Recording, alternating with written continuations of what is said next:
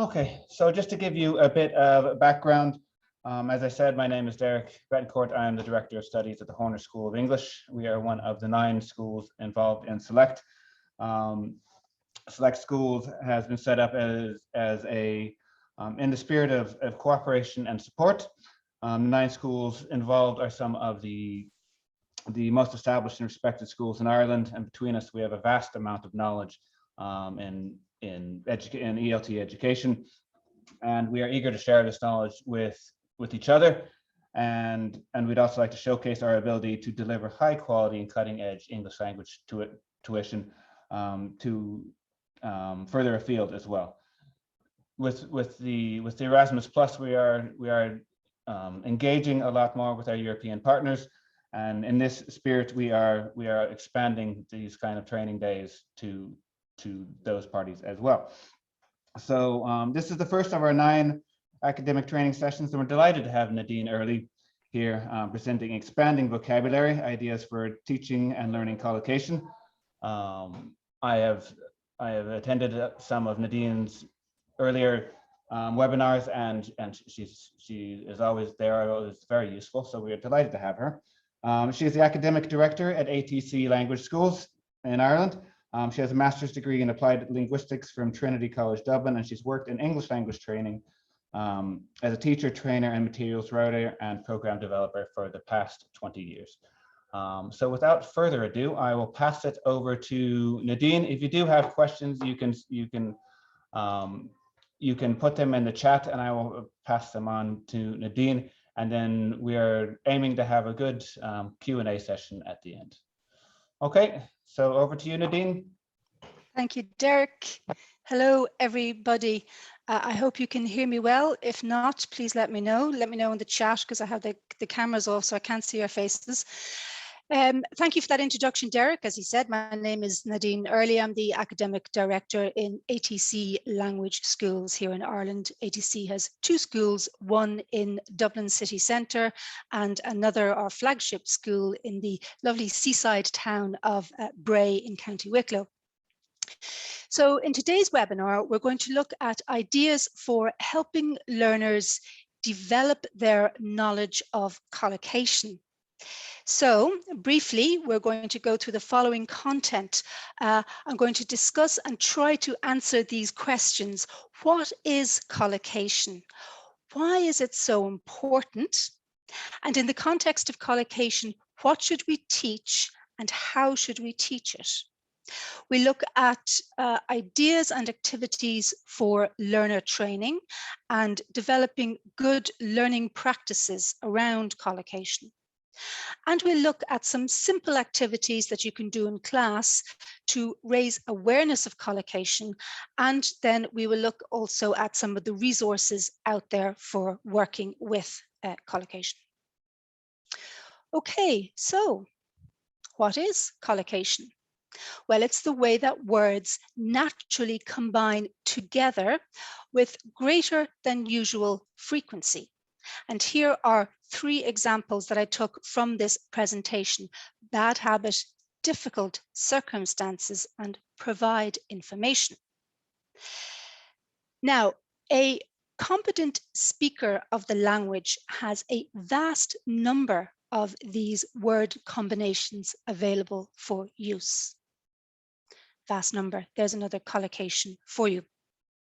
So we store in our minds lots of different information about each and every word we have. So take the word help.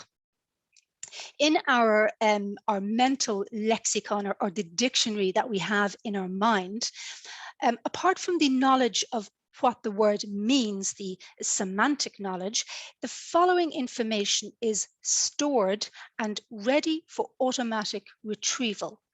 Though native speakers who aren't language teachers, for them this information isn't necessarily explicitly known, but it is there and available. So we know, for example, how the word is pronounced. We know it is used as a verb and as a noun. As a verb, we store a range of information about it, how it is marked in the past or in the 3rd person singular, for example. We know different grammatical patterns that we can use with the word help.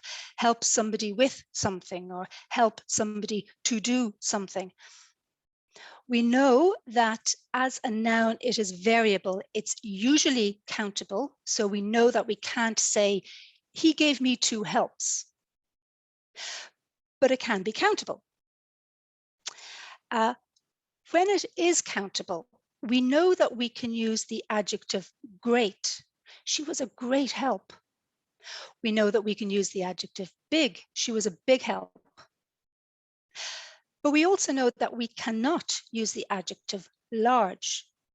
So even though elsewhere in this lexicon of ours, great and large or big and large are stored together as being somewhat synonymous, we also know that when it comes to the word help, some of them work and some of them don't.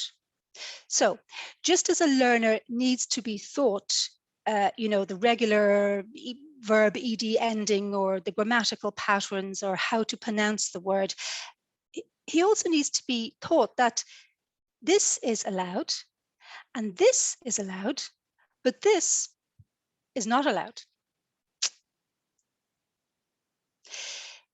There are many different types of collocations. We naturally combine different parts of speech to make collocational phrases. Very many of them are 2-word phrases, but there are 3, 4, even 5-word collocational phrases too. Collocations can be strong or weak. With strong collocations, with the presence of one word, we expect the presence of the other.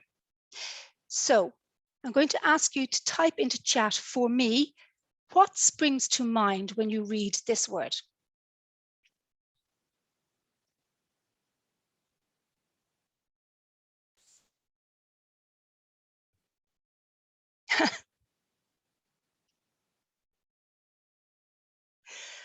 Good, okay. Squabble, family. Okay, so a lot of you came up there with the common collocation, sibling rivalry. What about this one?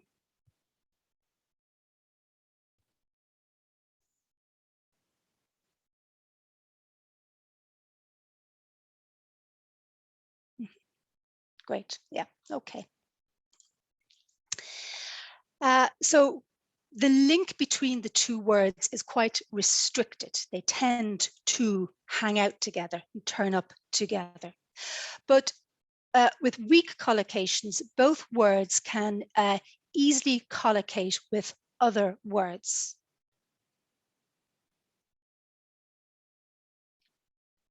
So both words can move around more freely.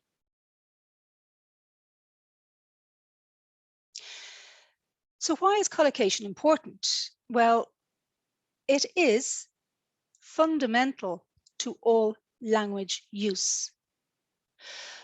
2, 3, 4, and even 5-word collocations make up a huge percentage of all naturally occurring text, spoken or written.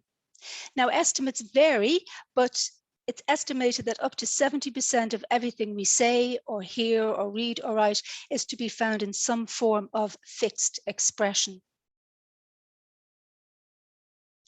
It develops fluency.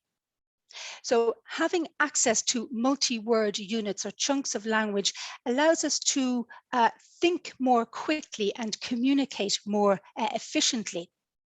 So native or highly competent speakers or users of the language, they speak at the speed that they do because they can call on a vast repertoire of collocations.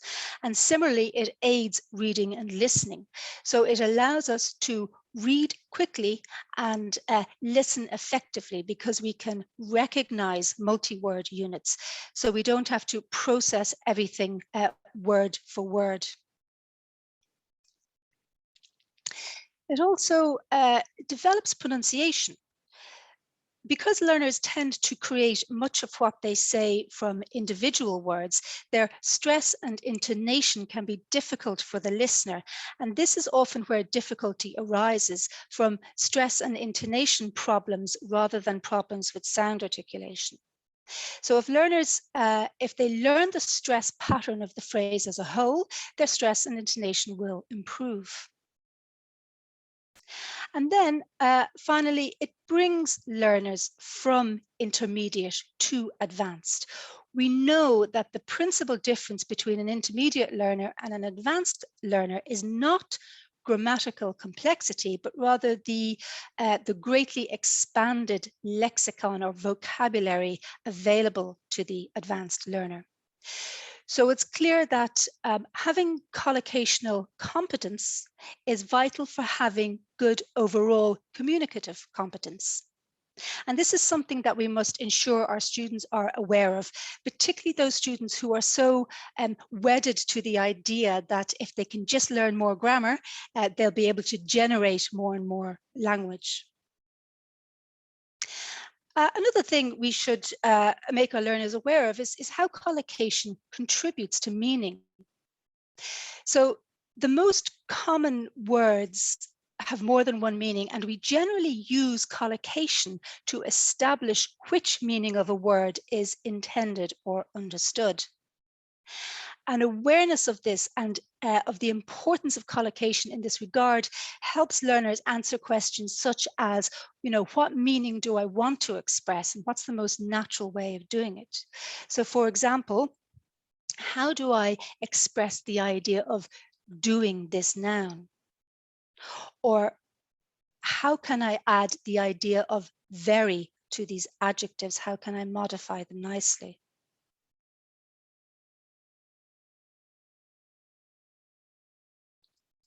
And of course, at times collocation can even be quite central to meaning. So consider the word sick here. Here's two different meanings of the word sick, very similar but different.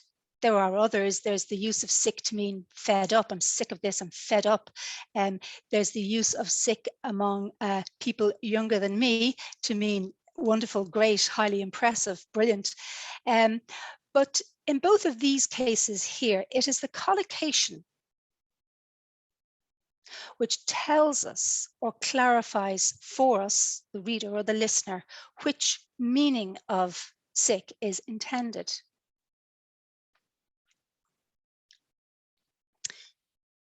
So what should we teach? What should we focus on? Well, as a starting point, I think it's good to conceptualize collocation on a continuum. So at the one end of this continuum, we have very freely combining words. Just about any words can and do combine with these, or with these, as long as the combination makes sense. And then at the other end of the continuum, we have very fixed expressions that kind of, fall under idioms, really. So we can argue that perhaps there is not much point in focusing on these very weak collocations, because learners can predict from either of these words what a collocation containing them might mean, and use them with some confidence. We can also argue that many of these very fixed idiomatic expressions are not very frequently used, and maybe are only worth focusing on at a very high level, or just if they turn up in the input and you want to draw the students' attention to them. But really what is of interest to us as teachers are the ones that sit around the middle of the continuum. Now, these are the collocations that are quite tricky to gather together. But I think once you have your collocation radar turned on, you begin to see them everywhere. And these are the collocations that are very useful. Of course, we should also focus on delexicalized verbs. These are easier to gather together for teaching purposes. Most course books or grammar books will deal with these, of course. These verbs are very often referred to as empty verbs because alone they are empty of meaning. They need to keep the company of other words in order to make sense to us. Now, these words can cause problems for learners even at the higher levels where lexical mistakes become fossilized. A lot of mistakes in collocation are made with delexicalized verbs and L1 interference. Okay, so anybody who's taught Spanish students, for example, will recognize this error here. Another problem is avoidance among students of delexicalized verbs or empty verbs. They avoid them, and instead they tend to select or choose to use verbs which carry more meaning. So they feel the meaning would be conveyed better, but perhaps it's not the most natural use of language.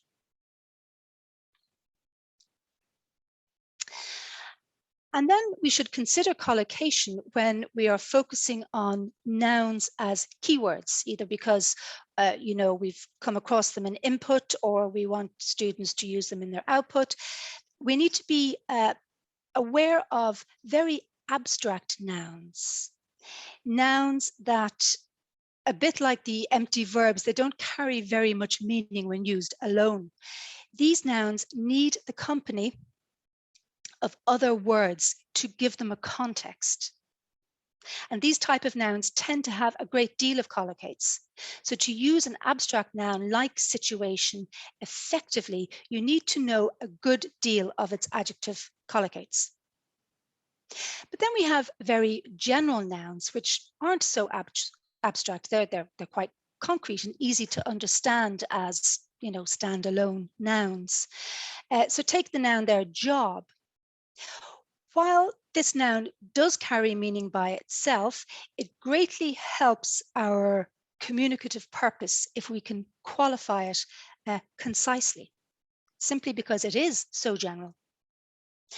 And then we have general nouns which turn up in collocations which are quite frequent.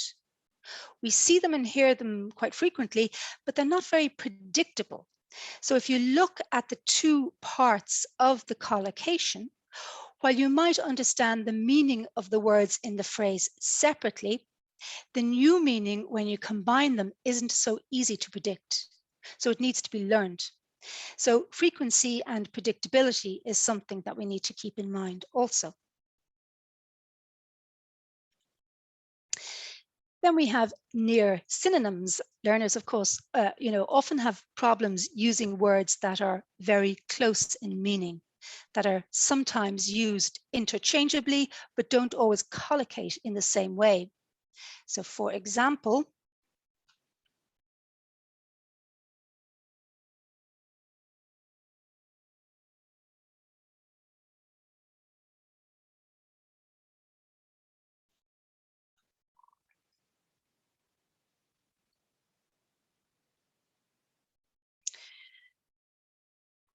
adverb and adjective collocations are particularly important to focus on if we want to move learners off the so-called intermediate plateau.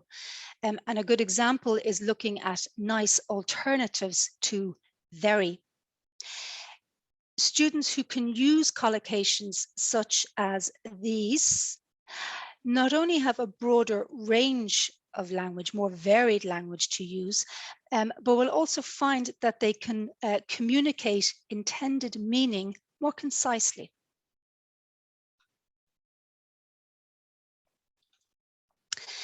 And then finally, when considering what we should teach, needless to say, we should always, look at our communicative goals for our lessons and our activities and tasks. So, what is the language of the situation or the function or the topic that you're working on? And are there any useful collocations that we can focus on and draw our students' attention to?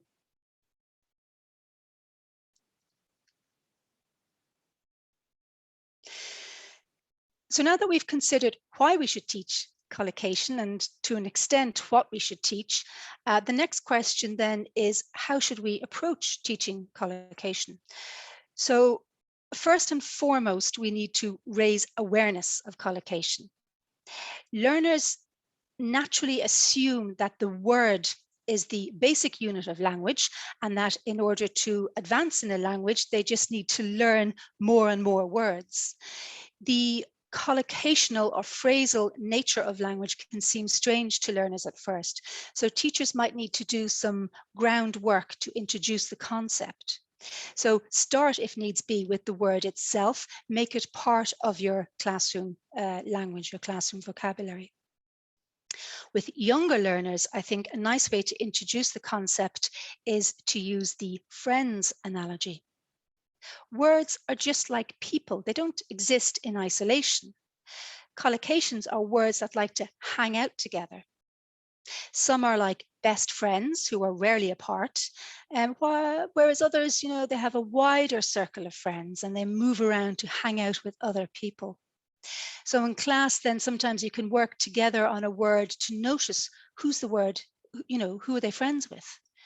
Who are they not friends with? And are they always friends with this person, or do they have other friends that sometimes they hang out with?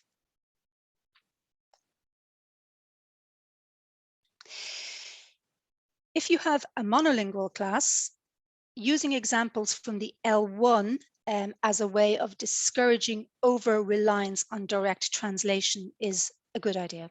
So many learners expect that because they collocate something a particular way in their L1 or their first language, their mother tongue, that it will translate directly and correctly into English. So we need to encourage learners to see language as being made up of chunks with a single meaning, and help them to translate those whole chunks of language back into the L1 rather than translating individual words. It's a good idea to keep a record of miscollocations in your students' output where they have translated directly from the L1, and then use these for a whole class consciousness raising activity. Why were these errors made? What is the difference between how this concept is expressed in our language, in your language, in your L1, and in English? So the focus is on the concept or the idea expressed in English in the collocation, and not on the meaning of the individual words.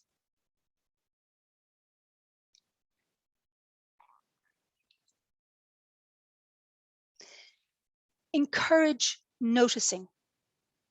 Learners at all levels can have poor noticing skills when dealing with a text when it comes to collocation.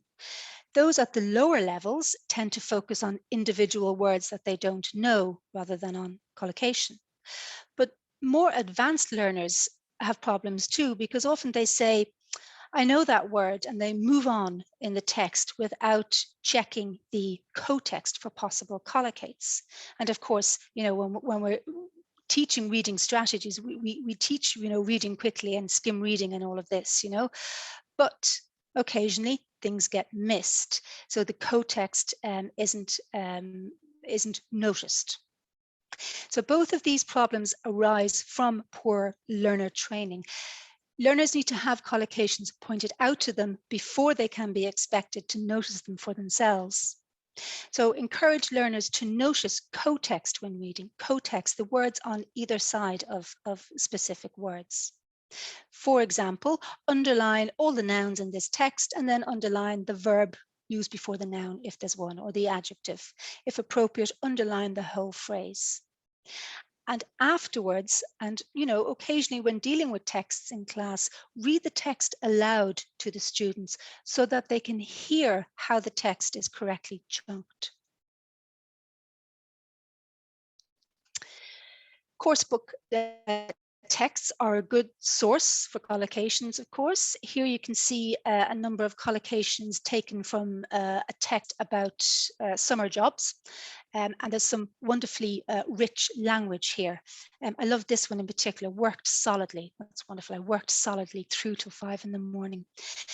So encourage them to find and then record into their notebooks or voice record, whatever way they have of recording, examples of nice collocations.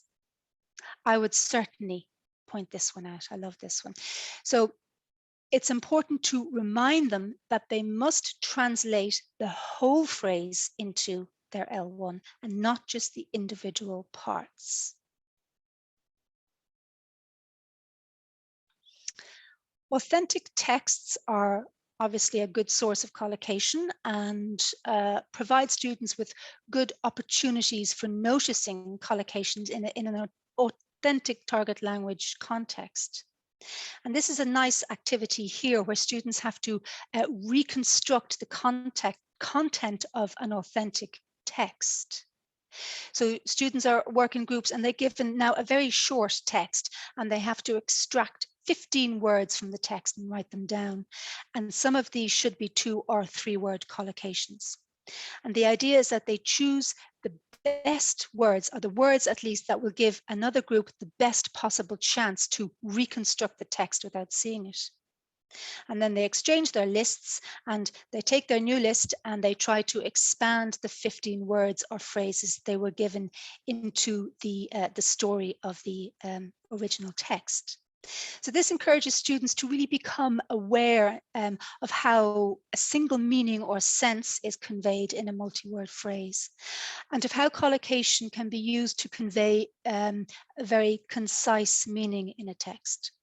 This type of activity works better with factual texts than narrative ones.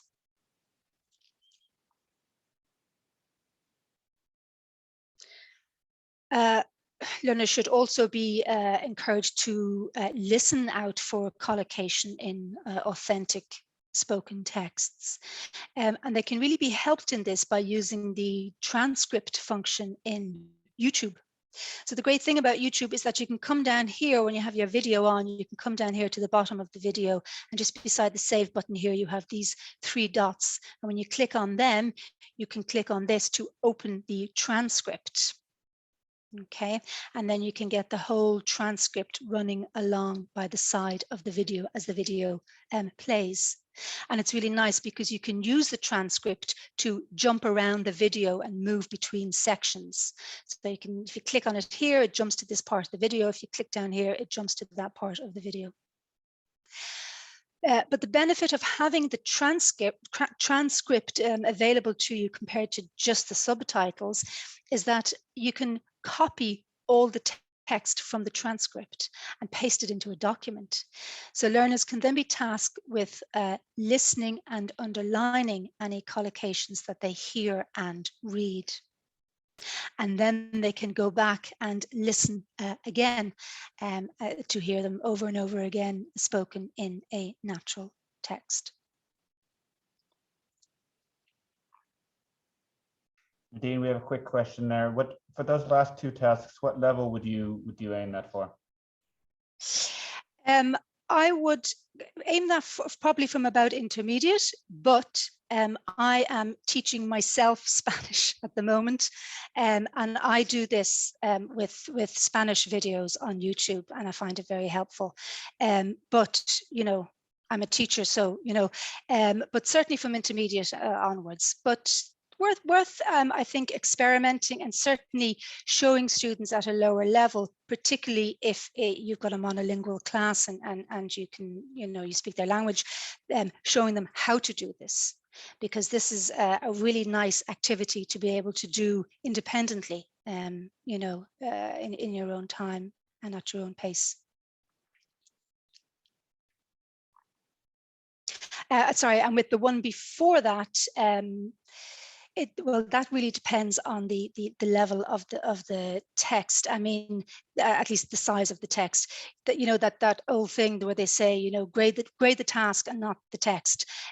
Here the task is to recreate a text. So it depends on how you set that up. Do you want them to recreate it, you know, word for word, grammatically correct with, you know, that type of thing, or are you happy enough for language errors, but the sense or the meaning of the text to be given back, extracted from the list of words alone? So with a short enough text and with not expecting in the task too much what's the word? Well, not expecting the language to be too correct. I think you could probably go with a lower intermediate with that, or even an elementary with a really low short text. Of course, as well as encouraging noticing, we should encourage recording or collecting collocations together. So we know that a single encounter with a word is not enough, of course, to ensure that the word is learnt, and subsequent encounters are essential. And the research, well, estimates vary, but the research says at least another 7 encounters with a word or phrase in order to learn it. So, you know, and we also know that learning is, of course, facilitated by revisiting items again and again and using them. So an integral part of learner training in the collocation-rich classroom is training learners to collect collocations and record them as they meet them. So just this, of course, suggests that we need to train our learners to record, revisit, and reactivate. So the simplest way of doing this is to keep, you know, a vocabulary notebook.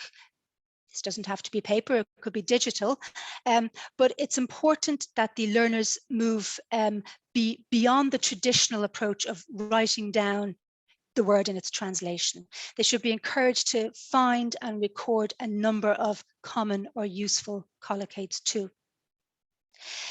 They might organize these in their notebooks alphabetically, as they would be in a collocation dictionary, and then, you know, according to their grammatical relations. Or they might record them by situation, by function, by topic, depending on what was covered in the lesson. They might be organized grammatically and recorded then in the old 5-1 box, a 4-1 box, a 6-1 box, leaving a space at the end, of course, to add to as time goes on. Oops.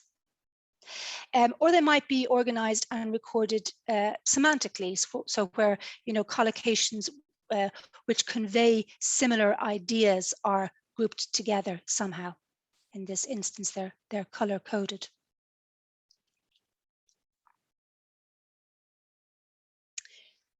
They can be saved into Google Translate, you know, by clicking on the star on the right here. You can save. So if you type your collocation in, translate it, say your first language is Spanish, and if you want to keep it, you can click on this little star over here to the right, and then once the star turns yellow, then it's saved.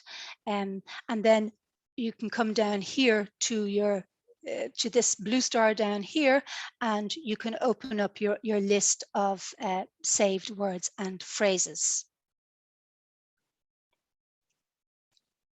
So it'll look like this. This is a list I created in Google Translate, collocations with the word habit.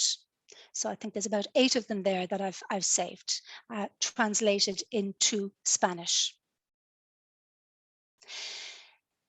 Now, the really nice thing about this, about Google Translate that I like, and I've started doing this quite a lot, you can, when you collect a set like this, you can click up here on this and you can import all of these collocations or words, phrases, whatever you're working on, you can import them into a Google Sheet. So here I have the target language collocations in this column with the L1 translations in this column. Now, because it's Google Translate, these are probably direct word for word translations, so the sense meaning might not be correct, but students will be able to get the idea, okay? And of course, once you have them in a Google Sheet, there are so many things you can do with them. So for example, you can export them from your Google Sheet directly into Quizlet, just here. See this here? Okay, so if you click on this, you can export them directly in, and Quizlet will create a set of flashcards for you. So you don't have to type each one up individually here. So this is a very handy function.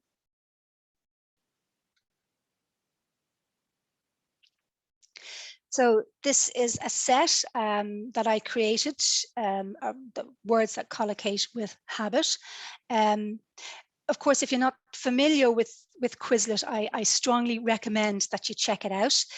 There's a collocation for you, strongly recommend. It's a great tool for helping you with the mechanical work of learning words and phrases.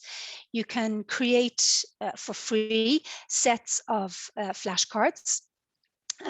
So for example, with the target language phrase on one side, and then you click on it to reveal the L1 translation on the other side. And then you just click here to go through your set. I have a set of 8 here.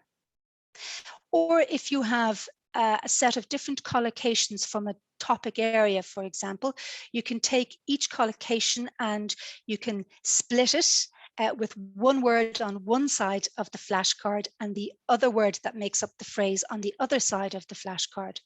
And this works nicely with this match activity down here, where you get all your phrases in displayed on the screen, and you drag them across to match them up on top of each other, and this is timed, so it's a really nice little activity. So there are lots of different types of activities you can do to give you practice in learning these phrases and testing yourself. And by showing students how to do this, and I really think, as I said, particularly if you have their L1, you can do this from any level. By showing students how to do this, you can help them gather together nice sets of collocations so that they can work with them. And in their own time, they can work on the mechanical task of memorizing the language. So this is a great tool for independent learning.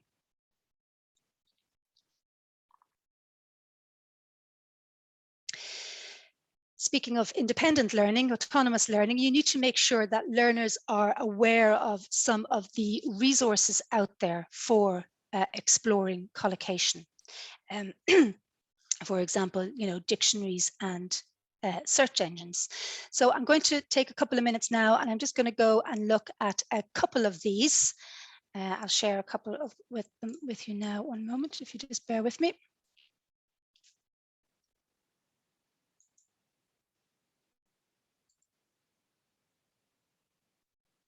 Okay, you see that, yeah? So this is the Collins Dictionary. I'm not, I shouldn't be advocating some dictionaries over others, but these are just ones that I use and that I like. So this is the Collins Dictionary. So let's, we want to explore the word habit. So we'll just have a look at that. Okay, there it is. So here's habit. Here's your kind of standard dictionary definition of habit. The definition, the part of speech, different information about that. Now, if you come up here to the top and you click on the co-build collocations, you get a list of words that frequently collocate with habit. And each of these is a link. So if you click into any one of them, you then get example sentences from authentic context. So here we have 3 example sentences using adopt a habit from the Sun and the Sunday Times. Okay. The other one then that I like is the Macmillan Dictionary. So you can either come up here to the top to collocations, and they're listed down here alphabetically. Or you can simply go into the dictionary, type in your word. There you get your standard dictionary definition, and then you have your explore collocations down here. So it brings you to the same place. It's just two ways of accessing it. So here you have words that typically collocate with habit. They're organized by their grammatical relations. So adjectives frequently used with habit, nouns frequently used, verbs. And then within these grammatical relations, they're grouped according to meaning. So those with a similar meaning, the meaning of unpleasant, are grouped together here. An annoying habit, a bad habit, a dirty habit, or those with the meaning of strange are grouped together, a curious habit. So that's another nice online collocation dictionary. And then the last one I want to show you, it's not a dictionary, it's a search engine. It's called Just the Word. So there it is, okay, habit. So we type our word in there and we go to combinations. Now this one is a lot more detailed than the previous two. So this is something that, I don't know, maybe, you know, older or more advanced learners would work with rather than the dictionaries. But certainly for teachers anyway, it's a really good resource. So here again, we have the words that collocate with habit listed according to their grammatical relations. Verbs that take habit as the object, verbs with habit as the subject of the verb, adjectives with habit, nouns with habit, and so on. And again, then within those grammatical relations, they're organized according to semantic, or, you know, to mean those with similar meanings semantically. So those with similar meanings are clustered together in a cluster. Sometimes you get a few clusters. Here we have only one. And those words that aren't, those collocations at least, that aren't necessarily related semantically, that aren't somehow similar in meaning, they all get thrown into the unclustered category. So within these, then the green lines, they indicate frequency of usage. So that's very handy to see. So within this meaning of, you know, acquiring, starting a habit, developing a habit, the ones that are most frequently used for something to become a habit or to get into the habit. And then each of these is a live link. And if you click on it, it brings you to example sentences from the British National Corpus. So the number in brackets tells you how many example sentences are given. So let's click on this one and see. It can be a little bit slow to load sometimes. I'll give it a minute. It may or may not load in time. But you just get words straight from the corpus. So the words, you know, going down the center with co-text on either side. So it's a nice way to explore a collocation in depth. Okay, it's not opening up, but anyway, it's too slow, but it's a link to the British National Corpus.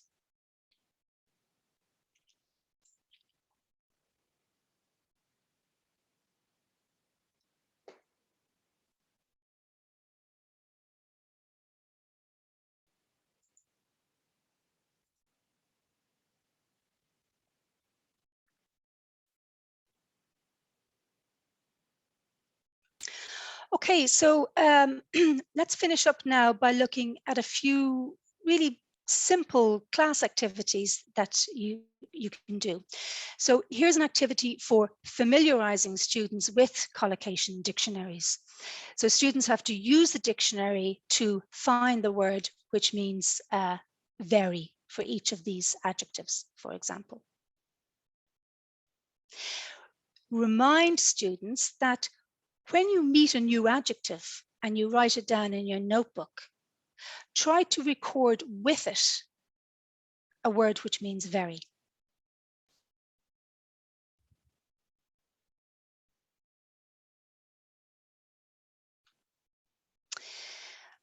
I like this activity for exploring abstract nouns and building up a bank of good adjective collocates for abstract nouns.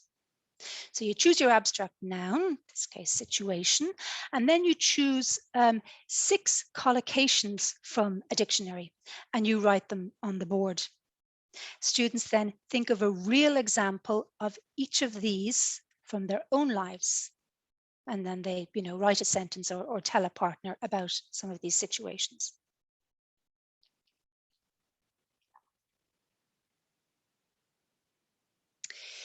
Here's another nice activity for exploring abstract nouns. You put a list of abstract nouns onto the board or a handout. Students work in small groups and each student chooses one noun and then has to go and find 4 or 5 collocates. And then they take turns within their groups to mime the phrase or describe it without using these words. And the other students must guess what the phrase is.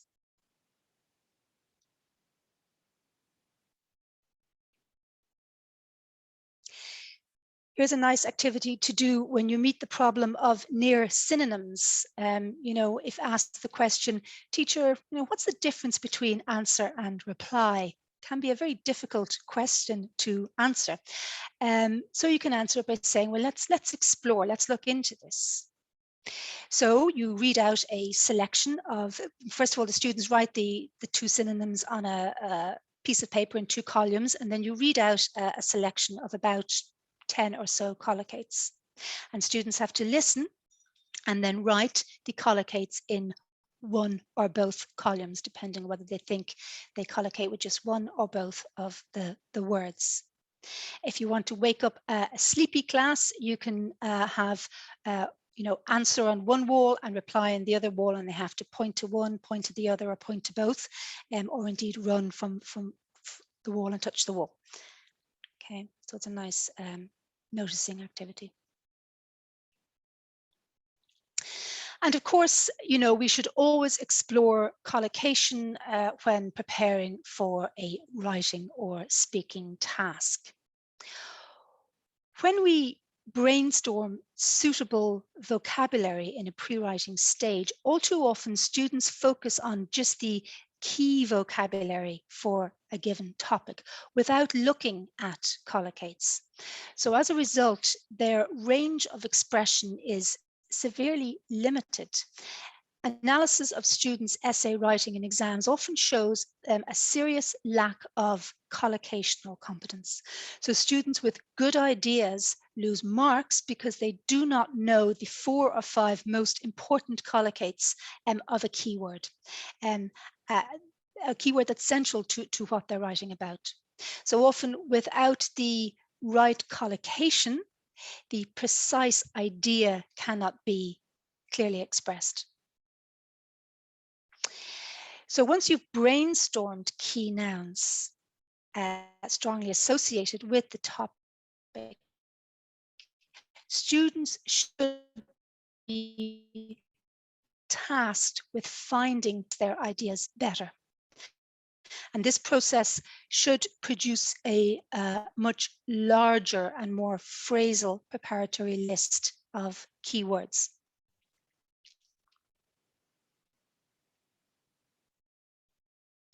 And the same, of course, applies to a speaking task.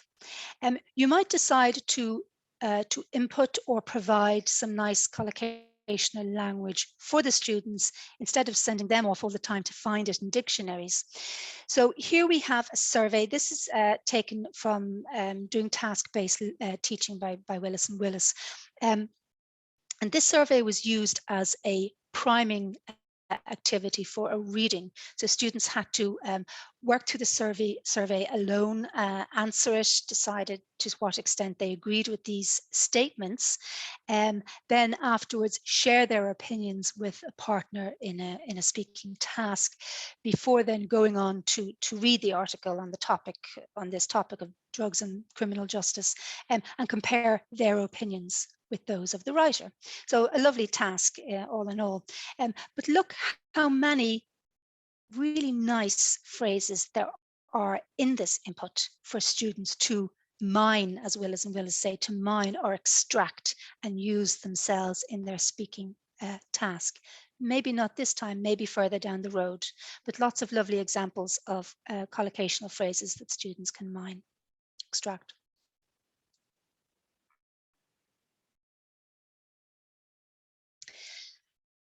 And finally, here are some activities for recycling collocations.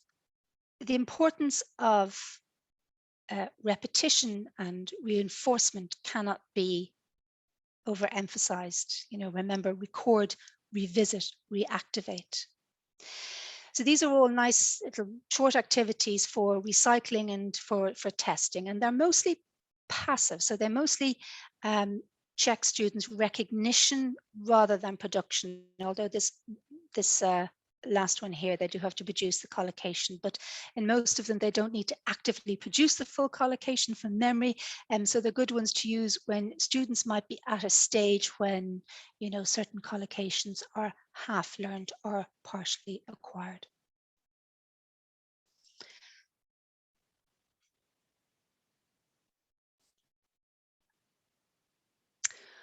Okay, that's it for me. I'm on time, I think, for once. Okay, thanks, Nadine. Excuse me. Thanks, Nadine. That was very, very well presented. Thank you. Does anyone have any questions?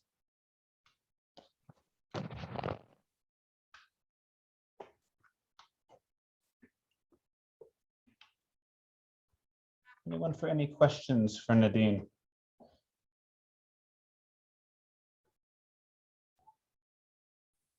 Can I ask you about corpora and what corpora you'd recommend for newer teachers? I'm not sure if you brought it up, Nadine.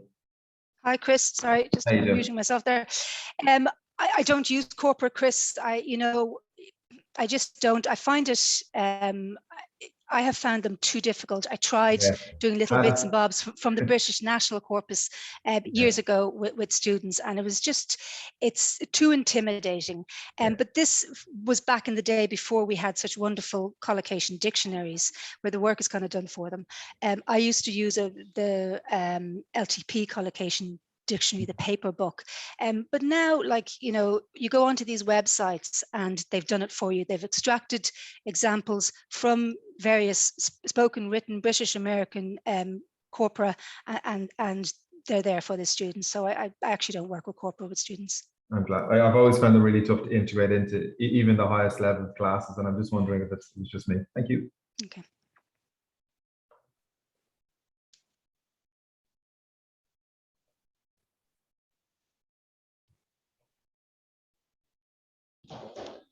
Nadine, a little more feedback here. That the topic is so important that the work on collocations should be an obligatory part of any course book. Absolutely, absolutely. And I think nowadays there's that recognition of the lexical nature of language and a move away from a focus on grammar, or overly focusing on grammar as the basis of language. And I think a lot of course books do incorporate collocation now, some more than others. But you know, I think it's something I talk about the collocation radar, and it's something that teachers, I think, need to have turned on all the time, so that in the input they notice them when they're there and they draw students' attention. Or when the student makes a collocational error, rather than just correcting and giving the correct collocation, you take a few moments to step back from the activity and from the course book and say, let's explore this. What else collocates with this word? And give them 3 or 4 or 5, you know, give them a few more. So yeah, I think it's quite important. Another quick question here, Nadine. Are there any recommendations for teaching business English collocations?